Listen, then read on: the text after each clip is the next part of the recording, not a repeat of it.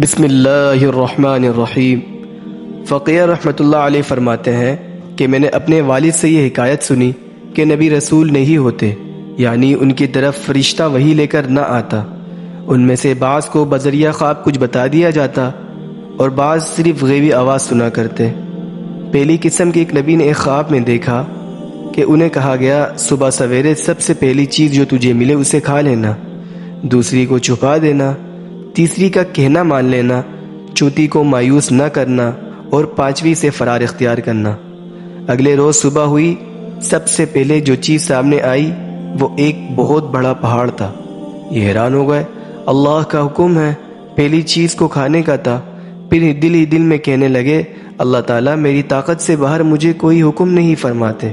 چنانچہ کھانے کا عزم لے کر اس کی طرف بڑھے، قریب ہوئے تو یہ پہاڑ چھوٹا ہو گیا، پاس پہنچے وہ شہد سے بھی میٹھا لقمہ بن چکا تھا۔ اسے کھایا اور اللہ کی حمد کی، پھر آگے چل دیے۔ سامنے ایک سونے کا تش دکھائی دیا، کہنے لگے اسے چھپانے اور دفن کرنے کا حکم ہے۔ چنانچہ زمین میں گڈھا کھود کر اسے دفن کیا اور آگے چل دیے۔ تھوڑے فاصلے پر جا کر پیچھے دیکھا تو زمین کی سطح پر دکھائی دیا اور واپس آ کر پھر دفن کر دیا، بلکہ کئی بار یوں ہی کیا مگر وہ پھر اوپر نکل آتا۔ بالآخر یہ ایک ایک کر آگے چل گئے کہ میں نے حکم کی تعمیل کر دی۔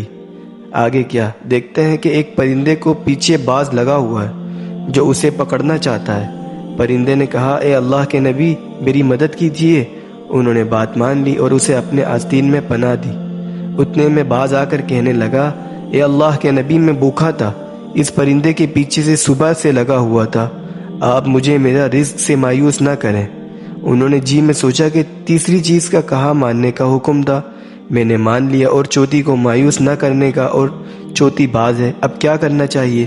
اسی حیرانی میں یہ تجویز کی کہ چھری کے ساتھ اپنی ران سے گوشت کا ایک ٹکڑا کاٹ کر باز کے آگے ڈال دیا، جسے لے کر وہ چل دیا، اور بعد میں اس پرندے کو چھوڑ دیا اور خود آگے چلے تو پانچویں چیز جو دیکھی ایک بدبودار مردار تھا۔ یہ یہاں سے بھاگ کر گزر گئے۔ شام ہوئی تو کہنے لگے، پروردگار میں حکم تو بجا لایا ہوں، مگر ان امور کی ذرا تفصیل فرما دیجیے۔ رات ہوئی تو خواب میں یہ بتا گیا، پہلی چیز جو کھائی وہ غضب ہے، جو پہلے پہاڑ کی مانند ہے، مگر جب صبر کرے اور غصے کو پی جائے تو شہد سے بھی میٹھا لقمہ بن جاتا ہے۔ دوسری چیز نیک عمل ہے، اسے جتنا چھپا دو وہ نمایاں ہو کے رہتا ہے۔ تیسری یہ کہ جو امانت رکھے اس میں خیانت نہ کرے۔ چوتھی یہ کہ کوئی حاجت مند سوال کرے تو اس کی حاجت پوری کرنے کی کوشش کرو، گو خود بھی ضرورت مند ہو۔ پانچویں چیز غیبت ہے، لہٰذا غیبت کرنے والوں سے بھاگ کر گزر جاؤ۔